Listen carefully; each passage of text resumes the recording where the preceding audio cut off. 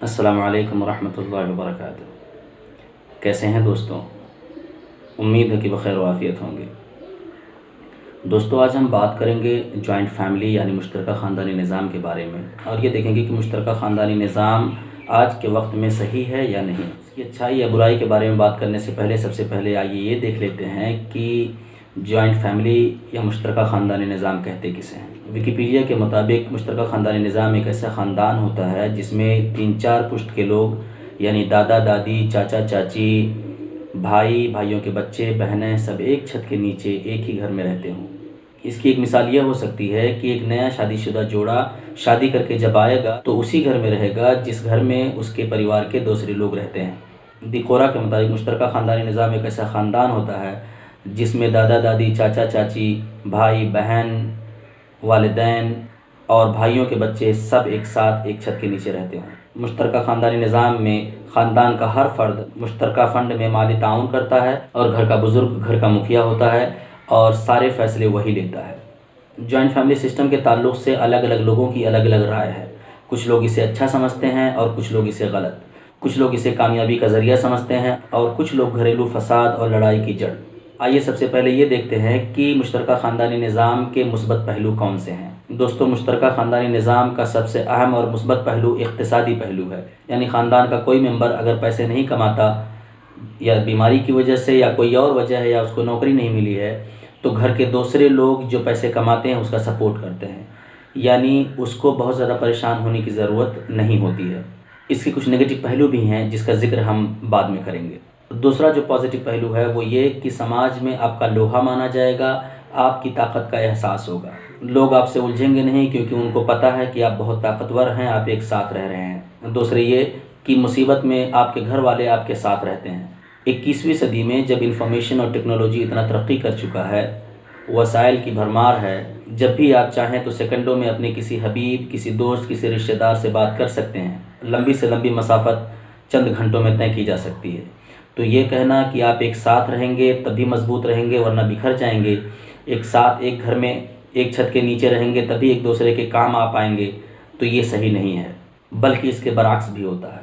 एक साथ रहने से एक दूसरे के अंदर गलतफहमियाँ पलती हैं, हर शख्स के दिल में एक दूसरे के ख़िलाफ़ शिकायतें होती हैं और ये तमाम चीज़ें एक नासूर की शक्ल अख्तियार कर लेती हैं। एक वक्त ऐसा आता है कि बात लड़ाई झगड़े तक पहुँचती है और जिसकी वजह से कत्ल व गारतगरी भी हो जाती है।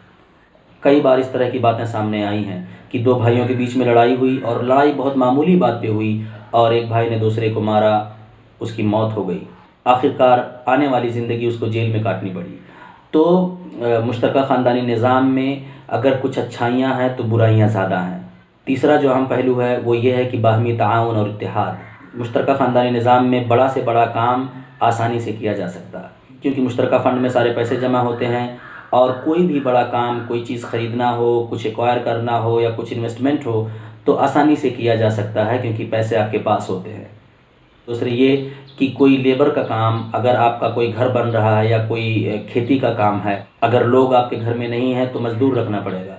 ऐसे हालात में मुश्तरका ख़ानदान आपके लिए बहुत ही सपोर्टिव साबित होता है, कोई भी काम आसानी से सारे लोग मिल के कर लेते हैं। दोस्तों, ये रहे मुश्तरका ख़ानदानी निज़ाम के मुस्बत पहलू। मुश्तरका ख़ानदानी निज़ाम के इन तमाम फ़वाइद के बावजूद सिक्के का दूसरा रुख भी है।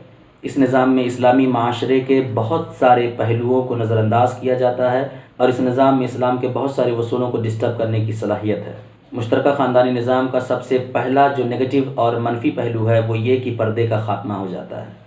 इस निज़ाम के ज़रिए पैदा होने वाला सबसे संगीन मामला यह है कि इसमें पर्दे का एहतमाम नहीं किया जाता। शौहर के मर्द रिश्तेदार, चाहे उसके चचा हों, चाहे उसके भाई हों, चाहे उसके वालिदैन हो, बिना रोक टोक जब जी चाहता है घर में चले आते हैं और इस बात की परवाह भी नहीं होती है कि घर में जो लोग हैं वो महरम हैं।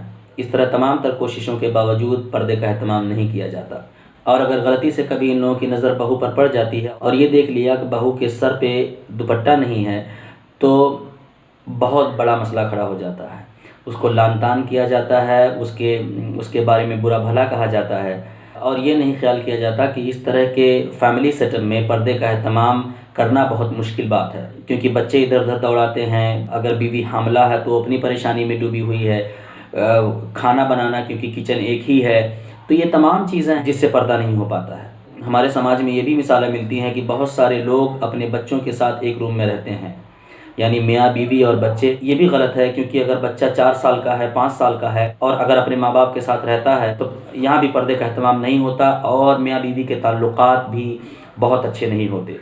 इसलिए ज़रूरी है कि अगर बच्चा बड़ा हो, 3-4 साल का हो, तो उसको अलग सुलाया जाए, अलग रूम दिया जाए उसको। लेकिन चूँकि जॉइंट फैमिली सिस्टम में इतनी स्पेस होता नहीं है तो ऐसा नहीं किया जाता है। दूसरा जो सबसे ज़्यादा नेगेटिव पहलू है वो बच्चों की तरबियत को लेकर के है। मुश्तरका ख़ानदानी निज़ाम में आम तौर पर बच्चे बिगड़ जाते हैं। उसमें बिगड़ने के चांस इसलिए बहुत ज़्यादा होते हैं कि 6-7 परिवार के लोग, क्योंकि 6-7 परिवार एक ही घर में रहता है, उनके बच्चे होते हैं, तो अगर घर का एक बच्चा ख़राब हो गया, बिगड़ गया, तो सारे बच्चे के चांस है कि वो भी बिगड़ जाएंगे। इस निज़ाम में रहते हुए अगर आप अपने बच्चे को बहुत अच्छे स्कूल में एडमिशन कराना चाहते हैं तो ये आप नहीं कर सकते, क्योंकि आप ऐसे सेटअप के हिस्सा हैं कि जिसमें ये माना जाता है कि सारे बच्चों का हक़ एक ही है, उनका बराबर हक़ है। अगर एक बच्चा मकतब में पढ़ता है तो आपके बच्चे को भी मकतब में पढ़ना पड़ेगा। अगर एक बच्चा किसी घटिया सरकारी स्कूल में पढ़ता है तो आपके बच्चे को भी वहीं पढ़ना पड़ेगा। इससे ये समझ में आया कि मुश्तरका ख़ानदानी निज़ाम में रहते हुए आप अपने बच्चे के लिए बहुत अच्छे फ़ैसले नहीं कर सकते, चाहे आप अंदर से कितना ही चाहें। और इसमें बुज़ुर्गों की राय और उनकी इजाज़त की बहुत अहमियत होती है। यानी अगर बुज़ुर्ग चाहते हैं कि आपका बच्चा किसी पार्टिकुलर स्कूल में पढ़ेगा, चाहे वो स्कूल कितना ही ख़राब हो, तो आपको वहीं पढ़ाना पड़ेगा। इस तरह के एक वाक़े का गवाह मैं ख़ुद हूँ। मेरे स्कूल में एक साहब अपने बच्चे का एडमिशन कराने के लेके आए। उन्होंने पूछा कि महीने की फ़ीस कितनी है। मैंने उनको फ़ीस बताई, जो कि बहुत मामूली फ़ीस थी। उन्होंने अपने वालिद साहब को फ़ोन किया और बताया कि यहाँ पे 1100 रुपये महीने फ़ीस ली जाएगी। उनके वालिद साहब ने कहा कि नहीं, हम इतना पैसा दे के नहीं पढ़ाएंगे, और ले आओ उस बच्चे को भी उसी मकतब में डाल दो जिस मकतब में घर के दूसरे बच्चे पढ़ते हैं। मैंने कहा कोई बात नहीं, लेकिन उनसे मैंने सवाल किया कि आप क्या करते हैं। उन्होंने कहा कि मैं टेलर हूँ। मैंने कहा कहाँ पे काम करते हैं? उन्होंने कहा कि मैं कतर में काम करता हूँ। मैं झिझक करके कहा कि तकरीबन आप 30-35 हज़ार रुपये महीने कमाते होंगे। उन्होंने जोश में कहा कि नहीं, मैं तो 70,000 रुपये तकरीबन महीने कमाता हूँ। आप तसव्वुर कीजिए कि वो शख्स जो 70,000 रुपये महीने कमाता हो, वो अपने बच्चे के लिए अच्छा फ़ैसला नहीं कर सकता, वो अपने बच्चे के लिए स्कूल चूज़ नहीं कर सकता, वो अपने बच्चे को एक अच्छे स्कूल में डाल नहीं सकता। ये मुसीबत होती है जॉइंट फैमिली सिस्टम की। इस सिस्टम में रहते हुए बहुत सारे लोग अपनी ज़िंदगी में दूसरों का कंट्रोल, बहुत सारे मसाइल में दूसरों की दखलअंदाज़ी से मायूस हो गए हैं और वो बातें करने लगे हैं, वो घुटन महसूस करते हैं और एक दूसरे से शिकायतें करते हैं। बहुत सारे लोग हैं जो जॉइंट फैमिली सिस्टम में नहीं रहना चाहते, लेकिन एक पुरानी परंपरा है, रीति रिवाज है, उसके तहत रहना पड़ता है। और बुज़ुर्गों की सोच है, वो ये कहते हैं कि नहीं, ऐसे सिस्टम में ही रहना है और ऐसे सिस्टम में रह करके ही तुम तरक्की पर कर पाओगे, वरना बिखर जाओगे, बर्बाद हो जाओगे, बला बला बहुत सारी बातें करते हैं लोग। मुश्तरका ख़ानदानी निज़ाम का तीसरा जो नेगेटिव पहलू है वो ये कि इस निज़ाम में ऐसे ख़ानदान में रहते बच्चों के बिगड़ने के चांसेस ज़्यादा होते हैं। वो इसलिए कि एक ही छत के नीचे 3-4 परिवार, 5 परिवार के लोग रहते हैं, 10-10 परिवार के लोग रहते हैं और उन तमाम लोगों के बच्चे रहते हैं। अगर उस ख़ानदान में, उस घर में कोई एक बच्चा बिगड़ गया, कोई एक बच्चा गलत रास्ते पे चला गया, तो ज़्यादा चांस है कि आपका बच्चा भी बिगड़ जाएगा। कहावत है कि एक मछली पूरे तालाब को गंदा कर देती है। आप चाह करके भी अपने बच्चे को नहीं बना सकते, आप चाह करके भी अपने बच्चे को सही रास्ते पे नहीं ला सकते। अगर आपने ज़बरदस्ती की अपने बच्चों से और बुला लिया कि तुम इस रूम में बैठो, यहाँ बैठो, तो नहीं हो सकता। वो आ तो जाएगा लेकिन उसका दिमाग वहीं पे लगा रहेगा, उन बच्चों के साथ लगा रहेगा कि मुझे वहाँ जाना है, मुझे वहाँ खेलना है, उन लोगों के साथ रहना है। इसलिए सोहबत का बहुत गहरा असर होता है। कहते हैं सोहबत सालेह रह सालेह कुनत, सोहबत ताले रह ताले कुनत, यानी अच्छी सोहबत में रहोगे तो अच्छे बनोगे और गलत लोगों की सोहबत में रहोगे तो गलत बनोगे। इसलिए जॉइंट फैमिली सिस्टम मुझे अच्छा नहीं लगता, क्योंकि इसमें अपने बच्चों की तरबियत आप अच्छी तरह नहीं कर सकते, अपने बच्चों को बिगड़ने से नहीं रोक सकते। चौथा जो नेगेटिव पहलू है वो भी बहुत अहम है। मुश्तरका ख़ानदानी निज़ाम में हम अपने बच्चों को चोरी सिखाते हैं। आप कहेंगे ये कैसी वाहियात बात है? ये सच है। और कोई भी शख्स अपने बच्चे को ये नहीं कहता कि तुम चोर बन जाओ, लेकिन आदात व अतवार, चीज़ों को देखता है, रवैयों को देखता है। मिसाल के तौर पर आप बाहर से आए और आपको लगा घर पे बच्चा है, चलो कुछ ले लेता हूँ, तो आप अपने बच्चे के लिए कुछ चीज़ लेके आए, कुछ फ्रूट लेके आए, कुछ सामान लेके आए कि खाएगा मेरा बेटा, या कपड़ा ही लेके आए। आप आए और बच्चे को बुलाया घर में, बेटा आ जाओ। आया और चुपके से आपने उसके कान में कहा कि बेटा आराम से खा लो, वरना दूसरे लोग देख लेंगे, घर के दूसरे बच्चे देख लेंगे, चिल्लाएंगे, रोएंगे, मुझे बुरा भला कहेंगे। वो बच्चा सोचेगा, थोड़ा शॉक्ड होगा। उसके बाद में ये तमाम चीज़ें उसकी ज़िंदगी की, उसकी शख्सियत का हिस्सा बनेंगी। उसको ये लगेगा कि ऐसा भी किया जा सकता है, चोरी करके भी खाया जा सकता है, लोगों से छुपा के भी काम किया जा सकता है। और धीरे धीरे धीरे धीरे उसको लगेगा कि ये तो बहुत अच्छा हो रहा है। मुश्तरका ख़ानदानी निज़ाम में ये भी देखा गया है कि जो लोग ज़्यादा पैसे कमाते हैं उनके बच्चे शरारती होते हैं, उनके बच्चे डिमांडिंग होते हैं, उनको ज़्यादा चाहिए होता है। और घर के लोग ये सोच करके कि चलो ठीक है, घर चलाना है और लड़ाई झगड़ा नहीं करना है, तो ये बर्दाश्त करते हैं। और बच्चे की भी कंडीशनिंग हो रही होती है कि ये मेरा हक़ है, उसको लगता है ये मेरा हक़ है। अगर मैं रोता हूँ तो लोग मनाने आते हैं, ये मेरा हक़ है। अगर मैं कुछ चीज़ मांगता हूँ मुझे देते हैं, ये मेरा हक़ है। ये और बात है कि दूसरों को ना मिले। उस तरह उसकी परवरिश होती है, वो बड़ा होता है और बड़ा होने के बाद भी वो उम्मीद करता है कि दुनिया मेरे पास दौड़ के आए जब मैं रोऊँ, जब मैं कुछ चाहूँ तो दुनिया मुझे दे। हालांकि हकीकी दुनिया ये नहीं है। इस दुनिया में पाने के लिए आपको मेहनत करना पड़ेगा, आपको कोशिश करनी पड़ेगी। और हमने अपने बच्चों को इस हकीकी दुनिया के लिए नहीं बनाया, बल्कि उसको बिगाड़ दिया, उसको ख़राब कर दिया। और बहुत सारे लोग ये भी कहते हैं मैं किसके लिए कमाता हूँ। बिल्कुल सही है, आप उसी के लिए कमाते हैं, अपने बच्चों को खिलाना, अपने बच्चों को पहनाना ही अपने बच्चों को खिलाना और अपने बच्चों को पहनाना आपका काम है। लेकिन चूंकि आप ऐसे सेटअप में हैं जहाँ पे आप अपने बच्चे को पहना करके दूसरे बच्चे को महरूम कर रहे हैं, उस बच्चे को इन्फीरियरिटी कम्प्लेक्स का शिकार बना रहे हैं, एहसास कमतरी में वो पड़ रहा है, उसको अपने ऊपर तरस आती है, अपने वालिदैन पे तरस आती है। वो ये सोचने लगता है कि मेरे वालिदैन इस काबिल नहीं हैं, उनको बुरा समझने लगता है। तो इसलिए बहुत ज़रूरी है कि इन चीज़ों का ख्याल रखा जाए अगर जॉइंट फैमिली सिस्टम में रहना है तो। पांचवा जो नेगेटिव पहलू है वो ये कि लोगों को नाअहल बनाना, निकम्मा बनाना। मुश्तरका ख़ानदानी निज़ाम में जैसे आपको बताया गया इक़्तिसादी पहलू के तहत कि अगर घर का कोई मेंबर काम नहीं करता है, नहीं कमाता है, तो दूसरे लोग उसका सपोर्ट करते हैं, उसका ख्याल रखते हैं। लेकिन कुछ लोग इस चीज़ को फॉर ग्रांटेड लेते हैं और ये समझते हैं कि ये उनका हक़ है, वो कमाने और मेहनत करने से पीछे हटते हैं। उनका मन नहीं कहता है कि वो मेहनत करे, वो कमाए, फिर वो दूसरों पर बोझ बन जाते हैं। इस तरह कमाने वालों पर ज़्यादा बोझ पड़ता है और एक वक्त आता है कि वो बोल देते हैं, वो कह देते हैं कि बहुत हुआ, ऐसा मैं नहीं कर सकता। और इसमें कोई परेशानी की बात नहीं है, क्योंकि एक इंसान किसी को कब तक कमा के खिलाएगा।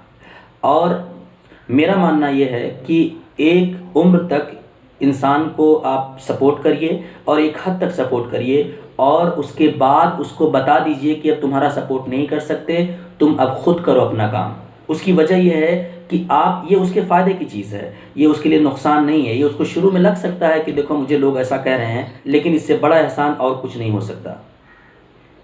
अगर आपकी कुछ बातें किसी को शुरू में बुरी लग सकती हैं और बाद में फ़ायदा पहुंचाएं, तो बेहतर यह है कि आप उन बातों को कह दें और इसी वक्त उसको बुरा लग जाए, कोई फ़र्क नहीं पड़ता, बजाय इसके कि उसको बाद में बुरा लगे, उसकी ज़िंदगी ख़राब हो। इन तमाम चीज़ों के अलावा मुश्तरका ख़ानदान की और बहुत सारी परेशानियाँ हैं। मेरा मानना यह है बुज़ुर्गों को इस बात के लिए बैठना चाहिए, उनको सोचना चाहिए और गौर खोज करना चाहिए और ये समझना चाहिए कि 21वीं सदी में मुश्तरका ख़ानदानी निज़ाम कारगर साबित नहीं हो रहा है, ताल्लुकात बिगड़ते हैं और परेशानी होती है। तो इससे पहले कि ताल्लुकात ख़राब हों और आपस में लड़ाई झगड़ा हो, उससे पहले अलग हो जाया जाए। लेकिन बहुत जगहों पे ये इंतज़ार किया जाता है कि जब तक लड़ाई झगड़ा ना हो तब तक अलग नहीं होंगे। हर कोई चाहता है कि हमारे ताल्लुकात बहुत अच्छे रहें, हर कोई चाहता है एक दूसरे के काम आए, लेकिन हालात बिगड़ने के बाद जब आप एक दूसरे से अलग होते हैं तो किसी मुसीबत में, किसी परेशानी में, किसी ज़रूरत में एक दूसरे के काम नहीं आते हैं। एक भाई दूसरे भाई से मिलना नहीं चाहता है। मेरा मानना यह है कि ये बुज़ुर्गों की ज़िम्मेदारी है और बड़ों की ज़िम्मेदारी है कि इकट्ठा बैठें, इस मामले में सोचें और बेहतर से बेहतर फ़ैसला करें। मुश्तरका ख़ानदानी निज़ाम एक ऐसा निज़ाम है जिसकी तायीद इस्लाम भी नहीं करता और इस्लाम इस तरह के निज़ाम की तायीद कर भी नहीं सकता, क्योंकि इस निज़ाम में गलतफ़हमियाँ पैदा होती हैं, लड़ाई झगड़े होते हैं और परेशानियाँ बढ़ती हैं, बेपर्दगी होती है, बच्चों की तरबियत नहीं हो पाती है, बच्चे बिगड़ते हैं, चोरी सीखते हैं, बहुत सारी परेशानी होती हैं। और ये भी होता है कि जो ननदें होती हैं वो बहुत ज़्यादा परेशानी खड़ी करती हैं, भाभीयों की शिकायत करती हैं, उनकी गलतियाँ ढूँढती हैं और तरह तरह की साजिशें रचती हैं ताकि उनकी इज़्ज़त ना की जाए। इसी तरह जो सास होती हैं उनके वो भी बहुत डिमांडिंग होती हैं। उनको लगता है कि मेरी खिदमत करना, मेरा ख़्याल रखना और मेरा देखभाल करना इन पर फ़र्ज़ है, हालाँकि उन पर फ़र्ज़ नहीं है, आपके बेटे पर फ़र्ज़ है, आपको बेटे को ये सब करना चाहिए। बहुत सारे लोग घर का सारा कपड़ा बहुओं को दे देते हैं कि नहीं, ले जाके तुम धुलो, तुम्हारा काम है ये। और ये इसको हक़ समझते हैं लोग। अल्लाह के वास्ते इन चीज़ों को हक़ ना समझिए, इस्लाम को समझने की कोशिश कीजिए। इस्लाम इन चीज़ों की इजाज़त नहीं देता। दोस्तों, ये कुछ बातें थी जो आपके सामने रखना मुनासिब था। गुफ्तगू के दरमियान अगर कोई गलती हुई है तो माफ़ी चाहता हूँ, और टॉपिक के मुतालिक अगर कोई आपके पास मशवरा है तो उससे ज़रूर नवाजें। अपना बहुत बहुत ख्याल रखिए। वस्सलामु अलैकुम। दोस्तों, अगर ये वीडियो आपको पसंद आया हो तो लाइक करें, सब्सक्राइब करें और बगल में बेल आइकन को ज़रूर दबाएँ ताकि हर आने वाला वीडियो आप तक सबसे पहले पहुँचे। वस्सलाम।